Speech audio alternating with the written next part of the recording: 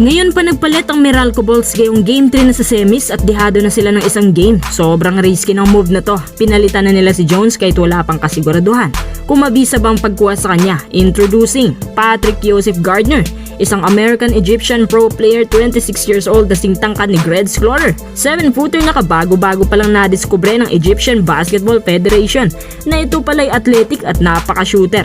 Alam nyo ba na tumitiray na almost 68% beyond the arc? Medyo hindi mo naman masasabi na 7-footer siya na may handles gaya ni Wemby, pero napansin talaga ng mga Egyptian yung shooting niya bilang kanyang expertise na parang pang FIBA level talaga. Kaya nga ininaturalize siya ng Egypt at naging star player siya dito, averaging 18 points per game. Undrafted nga lang siya sa NBA, pero ang kanyang karera hindi naman nagtatapos dito dahil dinala niya ang kanyang talento sa Long Island Nets hanggang sa nakaabot siya sa Fukushima Firebunds at finally masusubukan siya dito sa PBA under Meralco Bolts. Kung titingnan mo kayang highlights, yung playing style niya parang si Benny Boatwright 2.0, pero kinagandahan sa kanya, masipag siya dumepensa, may pagka-Cliff Hodge din. Hindi lang ako sigurado talaga kung mag-click siya sa Meralco, pero sana nga para makahabol naman ng Meralco kasi nanalo ang TNT kahit wala silang import. At para sa management, nakakahiya nga yun sa side ng team na kung sino pang may import sila pang natalo. Actually, 2 beses na nangyari yan, yung isa laban sa Rain or Shine. Tanong ng mga tao sa comment section, malapit naman na malaglag ang Meralco, bakit pa daw magpapalit?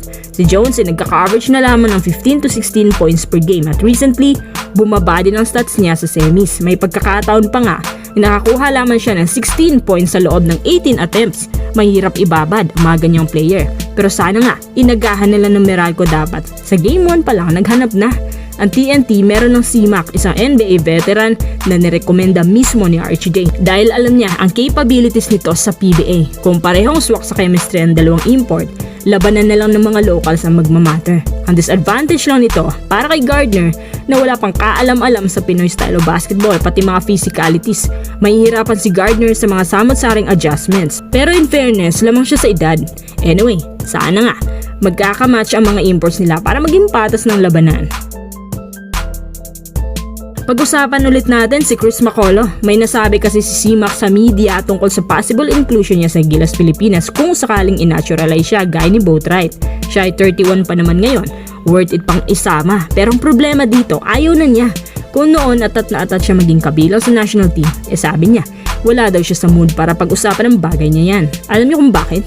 Ang daming opportunity na pumasok sa kanya nung araw. Ang pinili niya talaga ay ang Pinas. Hindi nga siya kinukuha ng SMB, parang doon nagsimula yon. Sa totoo lang, mas okay pa i-naturalize si CMAC kaysa kay Boatwright. Si CMAC bumubuhat talaga ng team yan. Athletic, may shooting, may handling, higit sa lahat mabilis siya nakaka-adapt sa kahit anong system. Ganun ang IQ niya.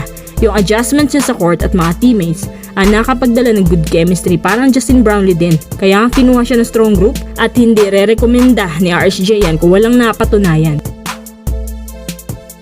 Kaya nga sabi ng mga TNT fans, tiyak raw ang pagpasok nila sa finals dahil natagpuan ulit nila isang monster import. Sayang, ayaw na niya sa Gilas. Si CMAC din na matagal na nakabakuran dito sa Pinas. At sanay siya dito sa kahit anong kultura ng basketball. Baka naman magbago pang isip niya. Okay din naman si Boatwright. Shooter, mas bata. Hindi lang siya pang crucial type. Mukhang may isang ginto na naman ang naging tenga pa sa SMC na sinamantala ng MVP group. Of course, tingnan na lang din natin kung siya pa din ba ang dating CMAC na nakilala ng SMB noon.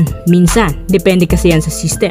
Mukhang mataas din ang expectation ng mga tao sa kanya. Syempre naman, isang ball ang pinalitan. Kapag hindi ka nag-deliver na gaya ni ball, nako, mananagot ka naman sa mga keyboard warriors dyan na panay sisi sa'yo.